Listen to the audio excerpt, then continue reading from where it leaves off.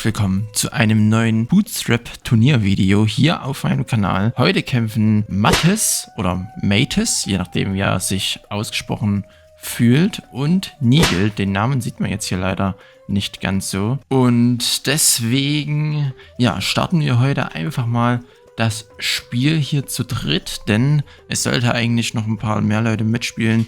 Wenn es jetzt ungültig ist, dann, ja, machen wir das einfach nochmal. Wenn nicht, dann zählt es trotzdem. Und ich erzähle euch alles in-game weiter. Ich starte jetzt hier bloß mal das Spiel, damit die wissen, dass das losgeht. Ziehe noch runter und dann geht's hier ab, der Peter. So, jetzt, also, es gab hier extreme Schwierigkeiten beim Starten von dem Match quasi. Ich hoffe, das Overlay lädt jetzt noch ein bisschen weiter. Okay, sonst muss ich das deaktivieren, wenn es hier jetzt nicht weiter lädt.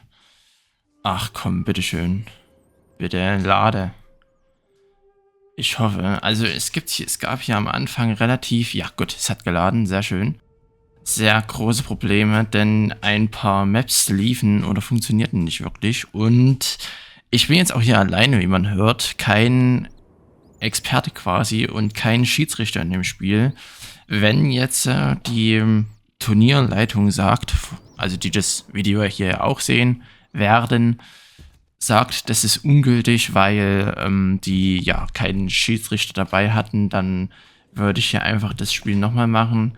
Wir haben uns jetzt einstimmig dafür entschieden, dass wir das Spiel hier starten, weil halt sehr lange kein Schiedsrichter leider online kam. Wahrscheinlich sind die alle noch auf Arbeit oder man weiß es nicht. Auf jeden Fall, ja, hoffe ich, dass es jetzt nicht ganz so schlimm ist und ich versuche wieder mein Bestes, wie beim ersten Spiel quasi. Und ja, das Overlay lädt hier, oder? Der obere Balken, ich sehe es hier auf meinem zweiten Monitor, deswegen hoffe ich einfach mal noch, dass es dann funktioniert. Warte mal, der ist hier orange und er ist hier, ach, weil er, glaube ich, noch gar kein Militär hat. Okay, also man sieht hier schon den Early Stress vom Mattes. Ich nenne ihn jetzt einfach mal Mattes, damit ich das jetzt nicht jedes Mal korrigieren muss. Er ist auf jeden Fall ein Spieler aus Tschechien, also ein tschechischer Stronghold Crusader Spieler. Er belagert hier schon echt stark den Nigel. Nigel ist ein deutscher Spieler, also ja, ne? Kann man ja da sich selber seine Gedanken halt dazu machen, für wen man dann ist. Ich bin natürlich neutral, also ich finde beide, oder ich denke, beide haben jetzt noch nicht so viel Erfahrung gemacht mit Bootstrap, haben sie auf jeden Fall vor dem Start hier gesagt, und deswegen denke ich einfach mal, dass es dann doch relativ ausgeglichen ist. Natürlich, wenn man sich hier die Videos anguckt von verschiedenen Spielen, hier oben ist noch ein Horse Archer, dann ist es natürlich, ja, schon ein etwas anderes Game, weil der andere dann quasi nicht die Erfahrung hat, wenn er sich quasi nicht die ganzen Videos anguckt. Ja, wir gehen ja mal ganz kurz auf die Wirtschaft ein. Also Nigel hier oben gelb mit Apfelgärten und ich weiß gar nicht, wo sein Kornspeicher steht. Hä? Ich sehe den Kornspeicher nicht. Hat er gar keinen Kornspeicher gebaut? Aber braucht er doch, oder? Hä? Hat er denn... Warte mal. Nigel? Okay, er hat hier 81. Ach, jetzt hat er... Ach nee, er hat noch gar keinen gebaut. Okay, gut, also war es schon richtig, was ich gesehen hatte. Auf jeden Fall schon ein Steinbruch und hier hinten sind Meuchelmörder aktiv, weil der Steinbruch hier gerade flöten gegangen ist und, glaube ich, ein Haus, wenn mich jetzt hier nicht alles täuscht, wenn das hier hinten ein Haus war, aber ich denke es mal schon. Ja, unten bei Mattes sieht es ein wenig besser aus. Er hat hier auf jeden Fall schon hier eine Treppe hingebaut, damit die Arbeiter hier nicht außen rumlaufen müssen, was natürlich sehr klug ist. Auch schon eine Weizenfarm. Gut, das Vorratslager ist hier zwar ausgegliedert oder weg von dem Bergfried quasi, baut jetzt auch schon die ersten Waffenproduktionen und hat hier überall die Slinger verteilt, um eventuelle Meuchelmörderaktionen zu unterbinden. Hat hier auf jeden Fall schon 2 Steinbrüche und eine Eisenmine. Ne, 3 Eisenminen jetzt schon, okay. Die natürlich schon, ja, sehr im Vorteil sind. Und ja, Nigel hier oben ist natürlich ein wenig, weiß ich nicht. Also er gibt sich schon Mühe und er hebt hier in Burggraben aus, okay. Aber er muss halt den Horse Archer hier loswerden, sonst überlebt der Sklave hier nicht. Oder er stirbt halt gleich von den Horse Archern, ja. Also er müsste, glaube ich, einmal hier rüber gucken, wie es der Mathis gebaut hat, damit er einfach den Arbeitern quasi hier die Möglichkeit gibt, hier rüber zu laufen. Aber ja, irgendwie weiß ich jetzt nicht, was ihm, oder jetzt bildet er gerade ein paar arabische Bogenschützen aus. Jetzt sieht er wahrscheinlich die Meutelmörder, aber sie kommen schon sehr nah ran und die hat jetzt einen verloren, hat es wahrscheinlich nicht ganz gesehen. Okay. Bring ihn in Sicherheit, genau. Ja, ein Meutelmörder kann natürlich schon sehr doof sein. Na, Lordi? Okay, jetzt schickt er, glaube ich, seinen Lord hin und dann ist, glaube ich, hier Ende Gelände, genau. Aber er hat halt hier immer noch nicht die gute Position von hier oben quasi sich gesichert. Er kann ja hier auch einfach den hohen Wall oder niedrigen Wall, je nachdem, was man hier braucht, bauen und dann eine Treppe hinsetzen. Deswegen, ja, also es ist auf jeden Fall sehr, sehr, sehr anstrengend, beziehungsweise sehr anspruchsvoll jetzt für den Nigel hier noch zurückzukommen, weil er quasi kaum Ressourcen reinbekommt. Die ganzen Arbeiter werden hier immer weggeschossen. Er muss halt einfach sich was gegen die, oder ja, doch gegen die Horse Archer hier halt die killen quasi, damit die nicht die ganzen Bauern hier abschießen können. Vielleicht ein Meuchelmörder ausbilden und dann hier hinsneaken oder so. Weiß ich jetzt nicht, wie man das genau macht. Und jetzt kommen ja auch schon die ersten europäischen Truppen, denn Nigel, ja, der läuft natürlich hier hinten auf Hochtouren. Hat jetzt schon Waffenproduktionen en masse hingebaut. Hier auch schon Schmieden und Rüstungsmacher. Obwohl, Schmieden, doch, hier oben ist eine Schmiede. Und kommt jetzt hier mit Speerträgern. Ja, Mathis hat hier auf jeden Fall die Oberhand. Ich meine, klar, wenn man jetzt Neuling ist und das noch nicht so viel gespielt hat, dann ist es natürlich etwas schwieriger da reinzukommen. Deswegen kann ich jedem empfehlen, der hier an dem Turnier mitmacht, mal gegen die KI oder einfach gegen so Test-Matches halt zu spielen quasi, um einfach so ein wenig zu probieren, was so geht, die Maps kennenlernen und dann, ja, die ganzen Mechaniken, die ganzen Kosten halt testen, wie das so wird und so weiter. Deswegen, ja, er schickt wahrscheinlich jetzt einen Lord hier zu den Bogenschützen. Okay. Oh, der arme Ochse hier. Ja, also, na, da kann man, glaube ich, schon sagen, das ist hier dann Ende Gelände. Der eine Speerträger wurde hier von dem Holzfäller umgeboxt. Okay. Ja, hat jetzt auch keine Nahrung mehr. Seine Beliebtheit ist jetzt auch auf unter 50. Also hat auf jeden Fall keine Beliebtheit mehr, keine Bauern mehr. Hier hat man es auch nochmal gesehen, 31. Und jetzt geht es, glaube ich, hier in den Nahkampf mit den Speerträgern. Und deswegen war das wahrscheinlich das Ende, obwohl der Lord sehr stark ist. Mal gucken, ob es reicht. Aber ich denke es mal schon. Oder auch nicht. Okay. Aber jetzt, spätestens jetzt, mit arabischen und europäischen Schwertkämpfern ist hier Ende Gelände. Nigel, sage ich immer, Mathis, verkauft hier sehr schön seine Sachen, weil ja, er braucht keine Burg bauen.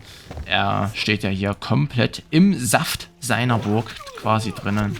Und ja, Nigel hat hier auf jeden Fall schon ein rotes Leben. Spätestens jetzt mit den arabischen Schwertkämpfern ist das Game zu Ende. So, da hat er verloren. Ja, trotzdem schon gutes Spiel, muss ich sagen. Hat mir trotzdem gefallen. So konnte man wenigstens mal sehen, was passiert, wenn er halt, oder wenn man halt komplett unter Druck steht und nichts wirklich machen kann. Kann ja noch mal ganz kurz die Statistiken angucken. Ja, 17 Truppen gerade mal ausgebildet und 95 dann Mathis. Ja gut, man muss halt auch erstmal reinkommen, ne? Also ist dann auch nicht so einfach quasi. Und dann würde ich hier einfach noch auf die zweite Map gehen. Es ist ja auch erstmal Gruppenphase, ne? Also es geht ja quasi erstmal um nichts, um dann hier einfach hier ein paar Punkte zu sammeln vielleicht. Und dann geht es ja dann erst in die K.O.-Phasen, wenn das dann so passt oder wenn die ganzen Spiele jetzt vorbei sind quasi. Dann würde ich hier nochmal ganz kurz mit den Leuten sprechen. Ich mache dann einfach hier mal einen kleinen Cut und wir sehen uns gleich wieder. So, also die zweite Runde ist jetzt quasi auf der 5. Map. Man sieht es hier oben, auch eine sehr interessante Map. Ich zähle jetzt mal runter hier, mache mich hier noch bereit und dann geht's hier auch gleich los. Na, meine Freunde, so, dann geht's hier los. Wir starten rein. Positionen passen alle. So, natürlich wieder das Overlay. Das lädt am Anfang ein wenig länger oder braucht ein wenig, um zu laden. Ist, glaube ich, hoffentlich nicht so schlimm. Ja, und jetzt gucken wir einfach mal, wie es dem Nigel hier oben, der ist jetzt quasi hier oben, jetzt geht, ob er vielleicht da jetzt besser zurechtkommt. Auf jeden Fall sieht man schon hier, dass der Mathis hier schon sehr stark die Wirtschaft im Auge hat. Jetzt hat er auch hier sein ganzes Holz aufgebraucht, könnte also quasi sein Vorratslager abreißen und dann wieder woanders positionieren. Vielleicht hier neben den Steinbruch oder ja, wo auch immer er das möchte, kann er ja selber entscheiden. Ja, genau, das macht er jetzt auch. Mal gucken, wo er es hinsetzt. Da oben. Okay, wahrscheinlich hier wegen Steinspot hier und dann wahrscheinlich hier hinten Farmspots und Pechspots quasi, wenn man es jetzt mal so nennt. Und hier dann natürlich auch noch ein paar Eisenfarmen zum Hinstellen. Jetzt kommen ja schon wieder die Horse Archer raus. Wir gucken mal ganz kurz rüber, wie es dem Nigel geht. Man sieht auf jeden Fall, dass der Mathis hier auf jeden Fall ein wenig mehr Erfahrung hat in dem Spiel. Oder in dem Modus quasi. Er hat, glaube ich, auch mal geschrieben, dass er schon mal 30 Minuten reingeschaut hat. Aber ja, nicht sonderlich viel Erfahrung sammeln konnte. Sind, denke ich, beides noch ja, relative Anfänger. Obwohl ich denken würde, dass hier Nigel noch ein wenig mehr der Neuling ist. Aber ist gar nicht schlimm, ne? Ich will da jetzt keinen Vorurteil befeuern quasi, weil es können ja alle da mitmachen und es geht ja hauptsächlich um den Spaß und wenn der eine halt ein wenig mehr Erfahrung hat als der andere, gut, die Begegnungen wurden jetzt ja ausgelost quasi und erst in den nachfolgenden Matches wird es dann anhand der Punkte dann zusammen oder gegeneinander ausgewertet. Hier oben sind auf jeden Fall die Horse Archer am Start. Und jetzt hat er auf jeden Fall wahrscheinlich schon etwas draus gelernt und hier Slinger hingestellt.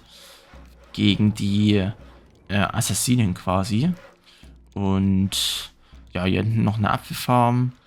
Eine Apfelfarm. Jetzt hat er auch mal frühzeitig den Kornspeicher. Und jetzt kommt die Horse Archer hier angeritten und machen hier schon wieder Stress. Nehmen hier wahrscheinlich den einen oder anderen Slinger raus. Wenn er das denn dann bemerkt oder auch nicht. Jetzt slingern sie ein bisschen rein. Aber ja, Treffgenauigkeit wieder von einem Kühlschrank, die Slinger. Also quasi nicht vorhanden. Hat auf jeden Fall hier noch keinen Steinbruch gebaut. Kostet ja 20 Stein. Und ja, auf jeden Fall noch ein wenig, ja, noch nicht so weit wie der Mathis hier aufgebaut. Der eine Horse Archer geht hier auf den arabischen Bogenschützer, obwohl der eigentlich, denke ich, schießen könnte, oder? Weil wenn der Horse Archer schießt, Jetzt geht er hier gerade auf den Lord, aber ja, gut. Das ist natürlich, jetzt kommt ein Assassine hier rein. Oh, und jetzt schickt er die arabischen Bogenschützen weg. Oh nein, jetzt verliert er, glaube ich, seinen Söldnerposten, weil er hier einfach die berittenen Horse Archer oder berittenen Bogenschützen quasi loswerden will. Hat jetzt nur den Söldnerposten verloren und dann quasi nichts mehr. Nicht so wie beim letzten Mal, wo er so Häuser und Steinbruch verloren hat. Und man sieht hier unten, dass der Mattes hier einfach schon eine Eisenmine, hier hat Netherhopfen drin. Also wahrscheinlich dann auch bald Bierproduktion, was natürlich Beliebtheit pumpt. Und ja, ne, das ist natürlich dann etwas schwieriger zu machen. Er hat genug Holz an sich und der Söldnerposten kostet nur 10 Holz. Das finde ich eigentlich ganz cool, weil ihr seht jetzt eigentlich das Overlay und nicht mein Baumenü. Aber ich kann halt nachgucken, ne? Und kann euch die konkreten Preise sagen, was die verschiedenen Gebäude halt kosten. Finde ich sehr hübsch. Hier steht noch ein Horse Archer rum, der schießt hier noch ein paar Holzfäller ab. Und der eine Holzfäller konnte sich hier in seine rettende Bude retten. Ne, schützende Bude retten, so rum. Da will man schon mal einen Wortwitz machen und dann kriegt man es nicht hin. Jetzt kommen hier arabische Bogenschützen vor. Weiß ich nicht, ob ich das gemacht hätte. Ich hätte einfach einen Assassinen ausgebildet und dann den dahin geschickt. Weil die arabischen Bogenschützen können zwar den jetzt wahrscheinlich killen, hoffentlich. Oder? Na, oder doch nicht. Er überlebt mit einem HP quasi und killt den armen Holzfäller hier noch. Das ist natürlich dann wieder sehr ärgerlich. Jetzt kommen hier wieder neue Horse Archer vorgelaufen und ja, die arabischen Bogenschützen haben es schon Schwierigkeiten, den einen zu killen und dann gegen 4 oder 3 weitere ist natürlich dann auch nicht so schön, sage ich jetzt einfach mal. Also ich wäre dafür, wenn er hier einfach einen einzigen Assassinen ausbildet und den dann dahin schickt. Die sehen ja die berittenen Bogenschützen nicht und dann könnte er die einfach so ein wenig zu Pferdesalami verarbeiten, wenn man es jetzt mal so nennt. Ich weiß jetzt nicht, wie viel Gold er hat.